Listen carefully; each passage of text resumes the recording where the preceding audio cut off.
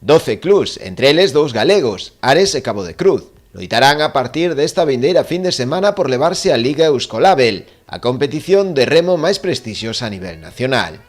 A Liga arrancará na Coruña coa disputa en 2 xornadas, sábado e domingo, da cuarta bandeira da cidade. O Club de Remo Cabo de Cruz, un dos históricos do remo galego, participará na competición por 6ª tempada consecutiva. Unha competición que este ano virá ademais moi marcada pola situación derivada da COVID-19. La verdad es que muy bien, yo estaba preocupado porque pensé que íbamos a sufrir más, pero bueno, estoy contento, estoy muy contento del rendimiento, de cómo va el barco.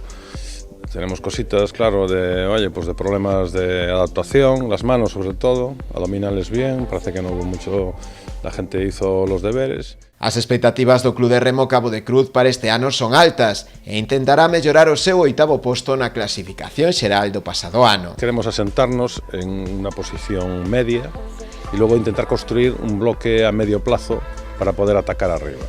Sabemos que eso no es fácil, o tienes muchos recursos o no, eso no es muy fácil.